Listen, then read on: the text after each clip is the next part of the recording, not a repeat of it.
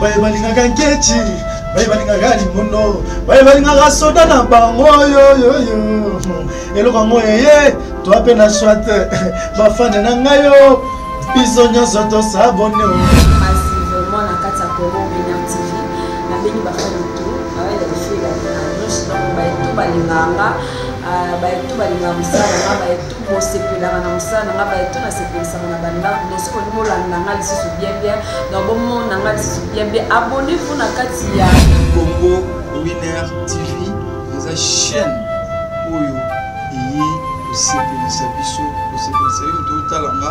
kama nasengi abana siso bato nyonso balingaka ya nzaka kosabone sur Congo Winner TV.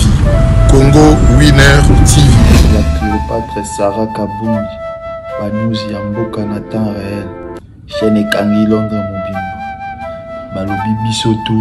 C'est ça kaka moko na Londres, Congo Winner TV. Babi biso nyo surtout s'abonner na Congo Winner TV. Sarah Kabundi en direct de Londres. Babito s'abonner massivement net na film. Congo Winner TV, Sarah Kabundi. S'abonner massivement na chaîne Nabino Congo Winner Télévision. Congo Winner Télévision, ya yemoko la Cléopâtre Sarah Kabundi babi moso aleki ngolo na mo news la kati na mo pédé la bien honorable René Makondele donc tout y est donc voilà quoi juste pour nous web Sabino qui est beau s'abonner Yaka na Congo Winner TV ya boss na biso Sarah Kabundi la Cléopâtre veut dire moi si o ya leki ngolo nelengi balobi na chaîne wana kozala jamais déçu talara yemoko.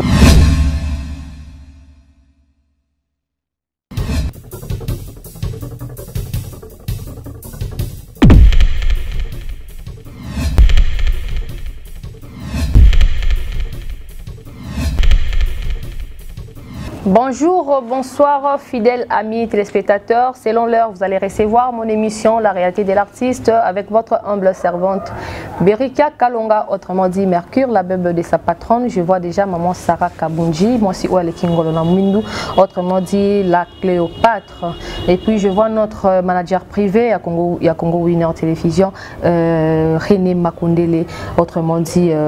l'honorable de tout le Diogo. Et puis Ibad Moutamba Hachem. Et puis Dieu merci Malela Nzambe a formé balobi forme griffe boutique la Dieu merci Malela pour yende mon continent yende abima solo nango. Et puis derrière de caméra je vois déjà notre coordonnateur Zuma Tumba Mwamba balobi papa na Moïse Tumba Mobali Mbinga Oyazanga Mbanda. Et puis je salue mon confrère Fiston Kalonga qui est là et puis azo assisté na émission na biso la réalité de l'artiste. Et puis je vois encore Gilles Vamoukulu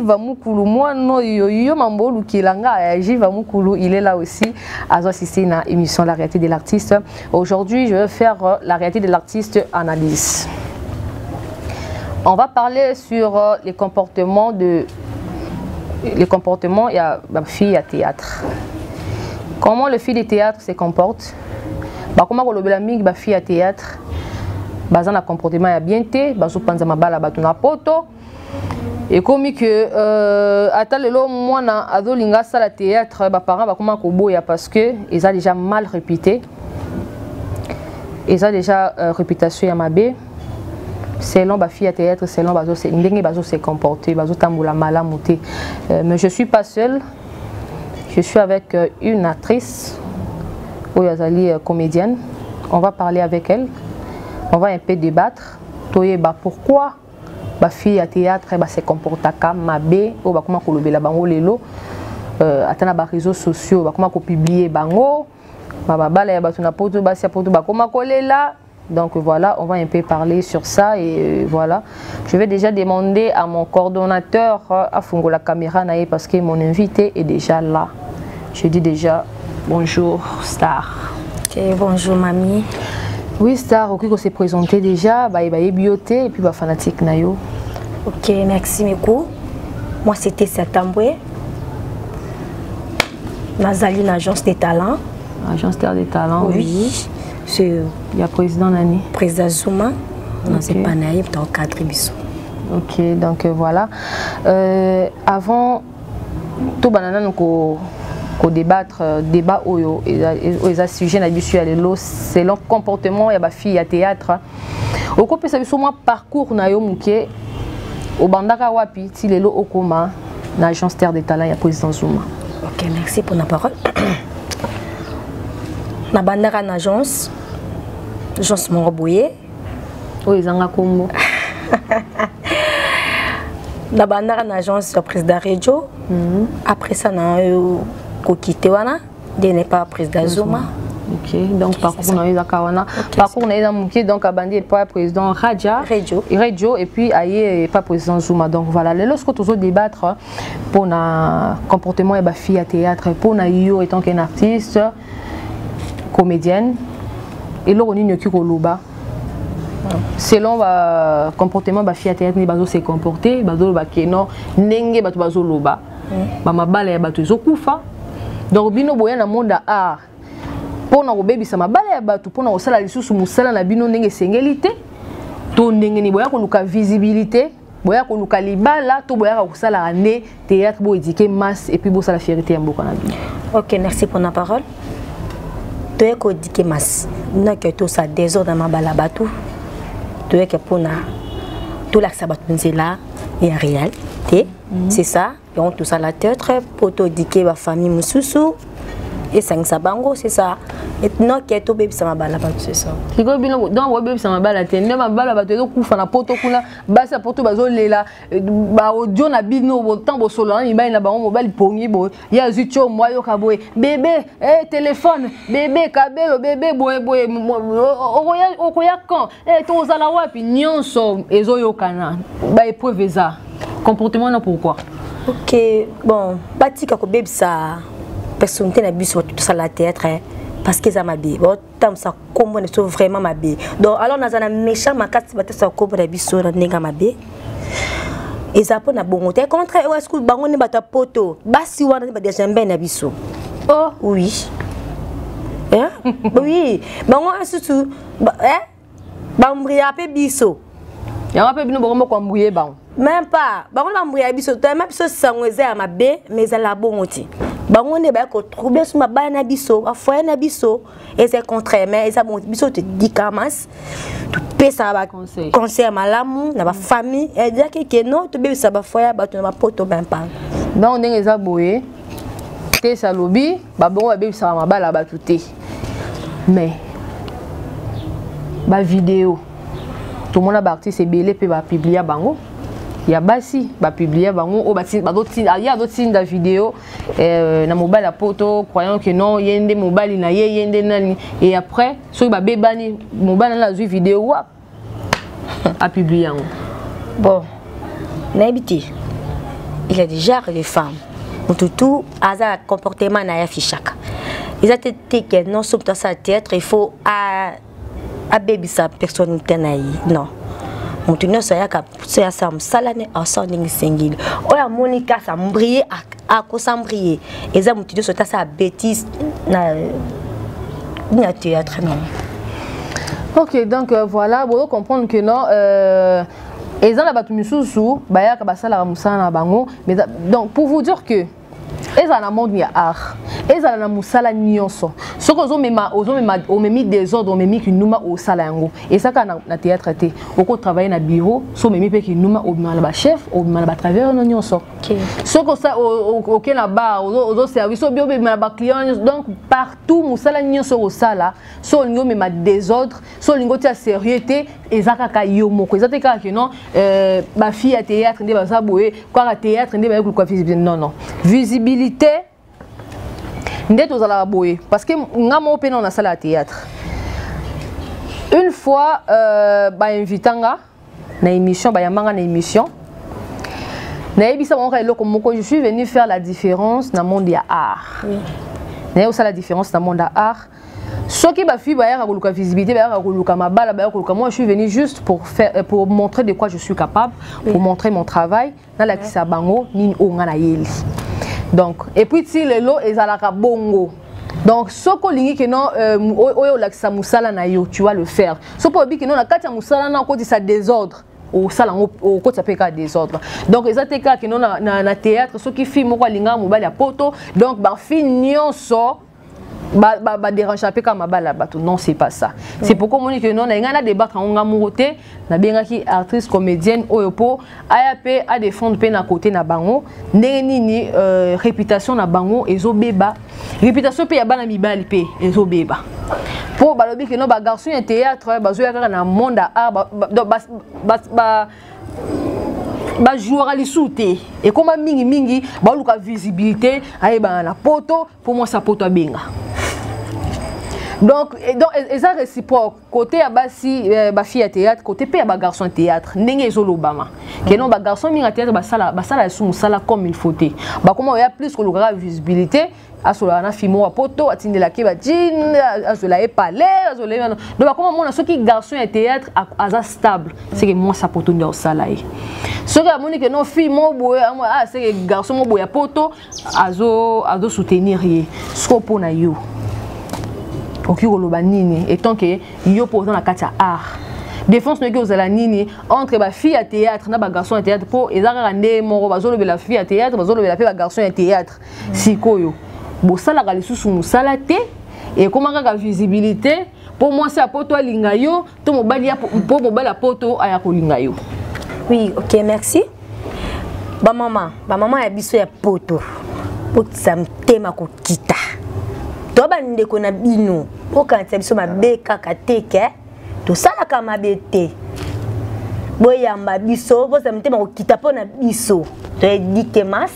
tout ça peut bien et que tout ça la comme abété au quand c'est ma bête vraiment pour na wana ma excuse belle vraiment OK maman dit si yo moko tolo baké oui ya ko ça la différence pour na théâtre pourquoi te plus tout ça différence to bimana ndako to ka musala to ko ça buzo bati mutu nyonso ya kosala musala na ayo sa musala ya kosala bêtise sa bêtise na alors toza ndenge moko te na mutu ya kosala métier na ba bêtise ya kosala sali bêtise oyo musala kolandela musala na ya kosala musala alors tobimaka na bandaku mutu mutayaka na ba musala ne pa métier na o alandaka eza tout droit vraiment donc petit à petit bon comprendre que attends mutu mo po ba Congolais moko a fini ça ba Congolais nyonso ndenge lobamaka donc ceux qui actrice moko a quoi ça na erreur moko boye ou ba publier exacté ba artiste nyonso ba zoya kana monde art pour na ba déranger ba foyer ba tout non nous sommes là pour éduquer la masse toza wana pour na éduquer masse toza wana pour na kopesa ba conseil et puis ba mon a te s'abonner te sa tonna na makasi boye ba bi ai mona mo soyo soka ko kanga soki pe garçon ni wana non bon so peut-être ça okangala garçon ni nango ya poto abebi sisi trouble à côté si trouble na foyer ya batu mais ce qu'on habite c'est le lorsque so ekomeli yo moko garçon mo boye ya poto to père mo boye vana na mikili à proposer yo est-ce que ça aussi les fonds non taïba pour mon disco des fois les années des fois na biso ba artiste les années tant mutozo e pa na yo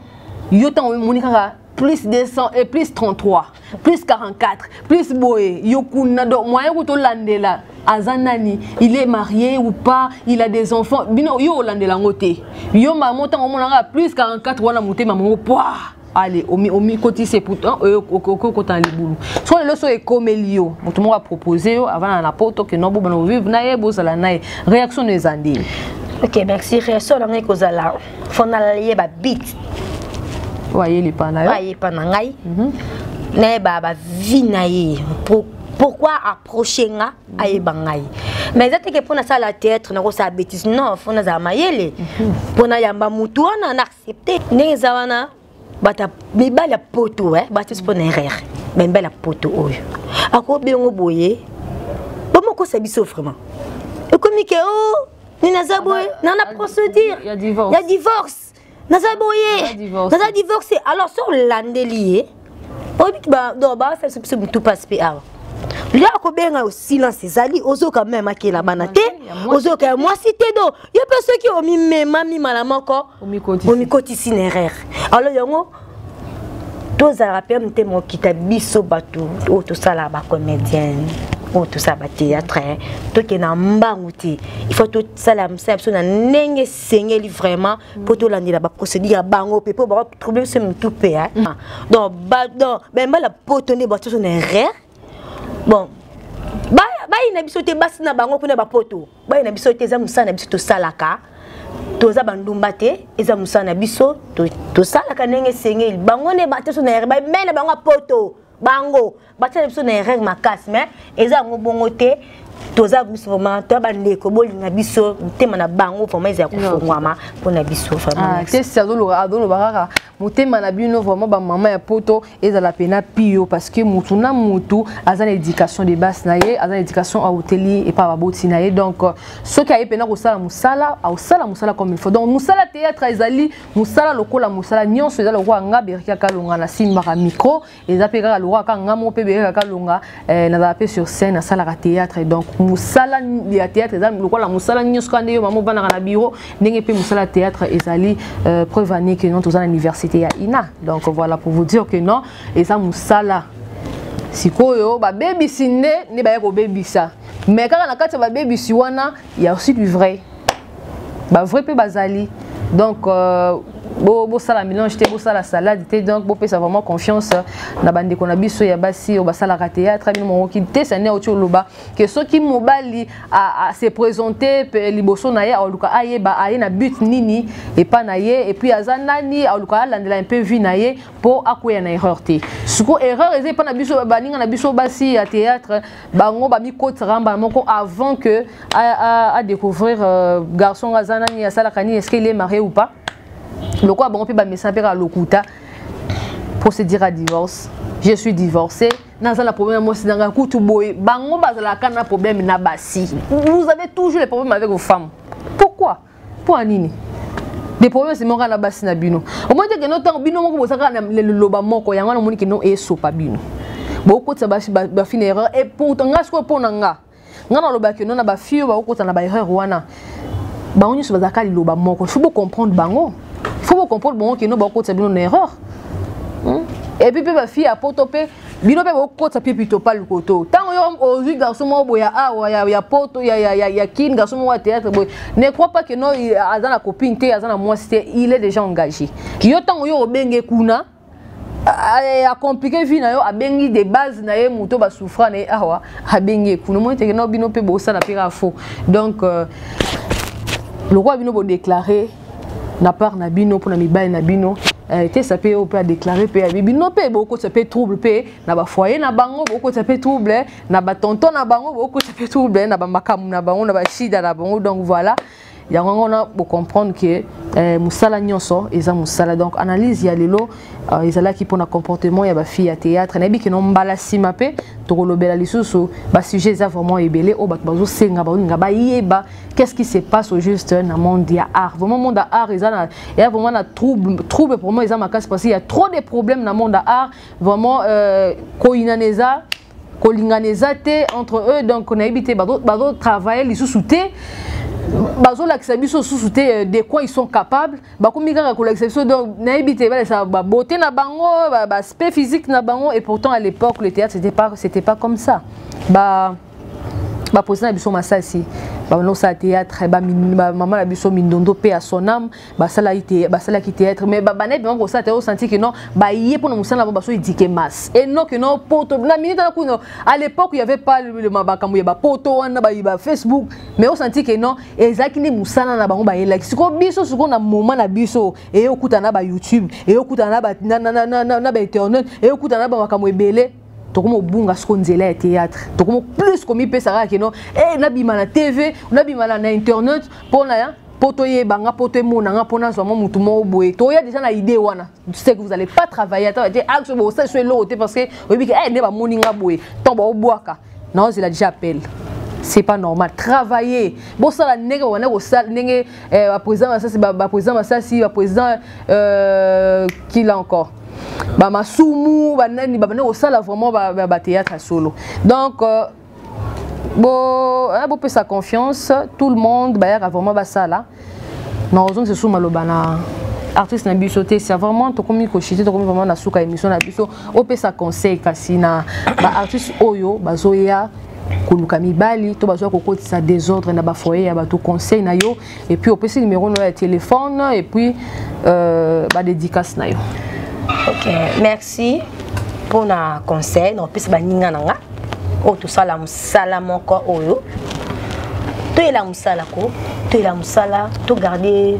dignité na biso ba sangwe ke biso ma be makasi vraiment alors no CP là to ela musala na biso to la sate ke to elikaka to monte na TV non to ela pa musala o to ye yo to kozwa to ko foxer to ka distraction ya musala to tambola bien na musala et ça biso bien donc pour na conseil pour bande ko nanga on senga to za la bien na travail tu es la musala tu es la makabuzo baté bêtiste dans préféré musala ne kebele c'est ça. Voilà, donc vraiment nous sommes arrivés à la fin de notre émission la réalité de l'artiste analyse c'est l'un des sujets ba toi poto ba senga ki Berika Kalonga après ça sujet oyo boy ki ne to débattre en gros vraiment conseil dans rapé asuka ezali que donc musala vraiment il est comme maloba na ebele to sala ningi ba kutu na biso ba bana ko sala visibilité vraiment ils ana noté mais musala na soki tanga mai ke no mobile poto na ko bala yo pas mal Dieu merci a obala mais soki ezat ke no oye kaka ne po o luka libala to luka projet mo bo elo mo bo ende et sopa sala mabe vraiment merci Tessia na ndenge o dimi invitation nanga. Et puis voilà, je dis un grand merci à mon réalisateur Gilles Vamoukoulou Simi Mamango donc Mamango oui bani babi Congo Winner Télévision tous la formation ya nyonso. Pardon hein. Ouais. Non, puis ça merci mon président. Président Papa Zuma. Alors ba makamo yango bolukaki bandi makamo ne lukaki yango yo. Ouais, numéro contact na ezali 090 74 71 201. 090 74 71 201. Mon président na PCMOT Zuma,